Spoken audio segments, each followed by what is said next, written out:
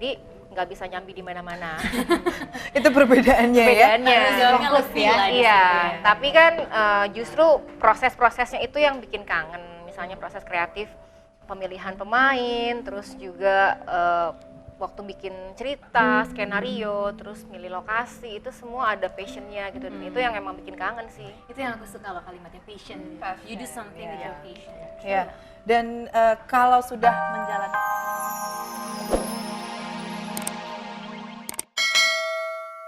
Selamat sore pemirsa, ketemu lagi di ATM. Ayo tunggu makin ditunggu makin sip. Kembali saya Grace Surya dan juga ada Widya Tantri dan Firly Anggina. Iya, kita bersama-sama akan ngobrol sore ini topiknya juga menarik. Tapi sebelumnya diingatkan dulu ya, Tantri, telepon dulu. Silakan telepon ke 3925 765, contekannya di sini soalnya. 3925 765 sebanyak-banyaknya, nanti kita akan telepon balik kepada Anda dan akan mendapatkan berbagai macam hadiah yang sudah disediakan oleh Sun TV pastinya.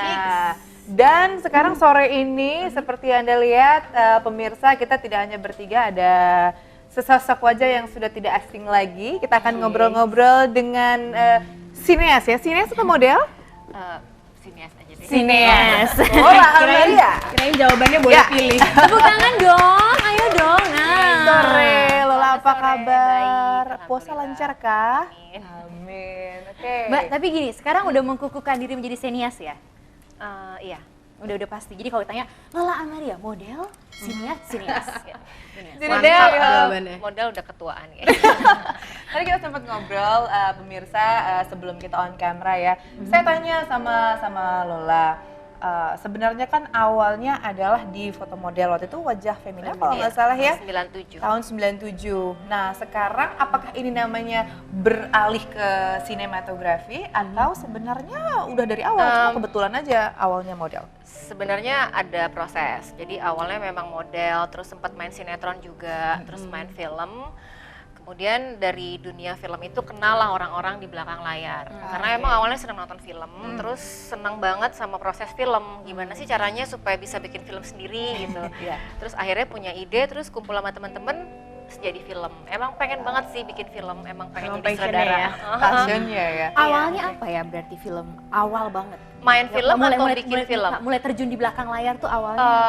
Bad. Bad, Jadi ya. waktu itu jadi ngurusin post produksi lah, editing offline online gitu sampai rilis. Terus yang kedua jadi produser beneran di film Novel Tanpa Huruf R, dari mulai persiapan sampai selesai.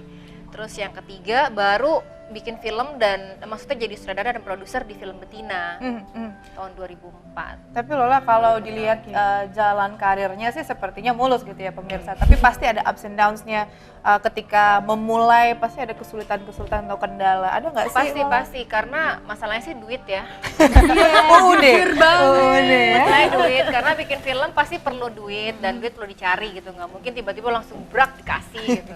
Pasti ada proses jatuh bangun benar karena kadang-kadang kalau misalnya kepengen banget bikin film A itu harus jadi gitu, nggak bisa ada yang menghalangi gitu, pokoknya harus jadi, event lama yang penting jadi gitu. Oh gitu, oke. Tapi mengalami yang namanya sekolah film dan sebagainya nggak sih atau Sekolah learning film by doing? enggak, sekolah film secara formal enggak, tapi kayak workshop gitu, terus diskusi, setiap ada seminar ikutan gitu, terus belajar sendiri sih, maksudnya dari nonton film. Bisa dapat beasiswa kan ya, kemarin abis dapat beasiswa loh. Iya. Wow. Itu juga salah satunya ya, ajang belajar juga. Iya, soalnya beasiswa itu emang diperuntukkan buat anak-anak muda di bawah 40 tahun yang berprestasi di bidangnya. Kebetulan apply udah 1,5 tahun yang lalu, baru dapet nih tahun ini. Tuh, jadi ke 5 kota di Amerika untuk film industri. Pertanyaan berikutnya, cara apply-nya gimana sih? Jadi kita Ujung-ujungnya minta diajak ya. Apply apakah satu orang Indonesia atau satu orang per negara atau di Indonesia ada beberapa orang yang Dan Indonesia ada 2 orang. Dari sekian banyak kontestan ya pastinya, terus pas masuk itu mereka kayak scanning proposal kita, terus mereka mencari nih orang siapa, terus sepak terjangnya gimana, terus di compare sama yang lain, bagusan mana ini sama ini, terus pokoknya dilihat lah track recordnya Firly, bagus. tertarik nggak? Tuh. Dari Coba tadi ditanya menyimak ke Mbak dulu, Lola. Di bawah- karena pengen diajak Di soalnya. bawah 40 tahun ya pasti sih. Oke. Di bawah 40 tahun. Kenapa harus ditekankan gitu ya di bawah 40 tahun? Enggak, daripada percuma udah apply tiba-tiba ketahuan ya. Kita berarti masih di bawah 40 tahun. Silakan, nih iya, Mbak ya? Firly mau Nggak, tanya ke pengen Lola tanya, kayaknya. kalau Mbak Lola ngerasain nggak sih sebenarnya ada kesulitan atau diskriminasi nggak untuk sineas dari segi gender gitu? Di Indonesia. Sebagai wanita, ya. Di Indonesia enggak, justru mungkin di Amerika iya. Oh ya? Iya. Oh ya, kenapa? Jadi kalau di Indonesia ini beruntung soalnya direktur perempuan itu banyak dan mereka bebas aja bisa kerja dengan DOP laki-laki, produser laki-laki. Jadi nggak pernah ada hambatan secara gender, bahkan dibantuin ya.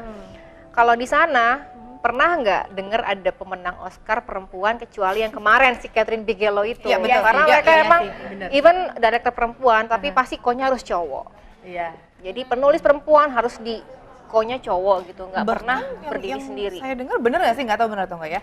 Kalau di Hollywood sendiri walaupun castnya itu utamanya cewek, kemudian ada cowoknya, pasti cowoknya ini bayaran lebih tinggi. Nggak tahu sih, tapi yang pasti di sana kesenjangan itu kerasa banget. Malas Maksudnya banget gini, ya. even perempuan Amerika itu director aja masih dipandang sebelah mata, apalagi dari Asia gitu. Wah, Ini beneran ada waktu itu Iya. waktu Mbak Lola sempat ke sana juga merasakan hal yang sama kah? iya. Jadi kayaknya bakal berat banget kalau harus terjun ke internasional. sana. Karena mendingan sih di dalam negeri aja dulu. Iya, kenapa nggak kita ngerajain industri film dalam negeri ya? Abis membangun ya? dalam negeri baru mungkin di peluang keluar mungkin lebih oke. Wow, menarik. Kita akan gali lebih dalam nih tentang sinematografi dan juga riwayatnya Lola Amaria. Siapa tahu bisa ketularan kita ya? Bener banget. Pengen Bisa. tahu nih kira-kira akan ada film baru apa di Lola Amaria? Jangan kemana-mana, tetap di Ayo Tunggu Maghrib. Makin ditunggu, makin sip. Ya pemirsa, kembali lagi di ATM. Ayo tunggu maghrib. Makin ditunggu, makin sip. Saya ingin lanjut bertanya ke Lola. Lola mengawali dari main film dulu ya? Ya. Main film dulu, baru ke belakang layar. Ya. Perbedaannya apa dan preferensinya yang mana? Lebih kelihatan aja. Oh, bukan Lola ya, bukan. Loli. Persamaannya sama-sama dunia film. Oke. Perbedaannya itu bertolak belakang. Kalau pemain itu disuruh kan, maksudnya kerjanya juga ketika syuting setelah itu udah kadang-kadang bisa ngambil 2-3 kerjaan sekaligus. Tapi kalau sutradara itu dari mulai awal ide mau bikin apa, persiapan sampai syuting kelar pun harus di post produksi. Harus sampai selesai menggawangi semua kerjaan itu. Jadi nggak bisa nyambi di mana-mana. Itu perbedaannya ya? Perbedaannya. Jawabnya lebih lah di Iya, situ ya. tapi kan justru proses-prosesnya itu yang bikin kangen. Misalnya proses kreatif, pemilihan pemain, terus juga waktu bikin cerita, skenario, terus milih lokasi, itu semua ada passionnya gitu. Dan itu yang emang bikin kangen sih. Itu yang aku suka loh kalimatnya passion. You do something with your passion. Ya. Dan kalau sudah menjalani kedua-dua posisi itu, ketika menjadi sutradara, Lola melihat pemain tuh seperti apa? Aduh, kok nggak disiplin sih? Atau bagus. Ini kok nggak ngerti maksud gue sih gitu. Gimana? Biasanya kalau main film itu ada tahapan, jadi mulai tahapan casting, udah dipilih, dan ketika casting kan kita tahu gitu ya, maksudnya ini anak ini gimana sampai terpilih, pastinya udah oke dong, misalnya disiplinnya bagus, terus mainnya bagus, sampai terpilih. Nah ketika udah terpilih itu sampai proses syuting biasanya ada latihan, ada rehearsal, misalnya karakter dia gimana, pendalaman dia tentang film ini gimana, pemahaman dia gimana, jadi pasti ada proses untuk jangan sampai dibilang nggak disiplin atau bodoh gitu. Tapi ketika kemudian menjadi orang di belakang layar tapi bermain juga di filmnya Lola sendiri gitu, Iya. itu gimana caranya? Sebenarnya gampang aja sih. Jadi waktu itu emang awalnya nggak pengen main, tapi karena ada produser dan produser pengennya aku yang main supaya lebih irit budgetnya katanya. Ya. Paket semua paket. Paket hemat ya. Paket hemat. Jadi waktu syuting Minggu Pagi di Victoria Park udah tahu kan ceritanya kayak gimana, acting karakternya kayak gimana. Jadi mungkin tinggal mendelegasikan tugas ke namanya co-director. I see. Oke. Nah sekarang mumpung Lola menyinggung Victoria Park, hari Minggu di Victoria Park, itu film film yang cukup membekas, walaupun sebenarnya waktu tayangnya nggak terlalu lama ya. Iya, sebentar. Boleh diceritain nggak mengenai filmnya sendiri, ceritanya dari mana ya? observasinya, Oke.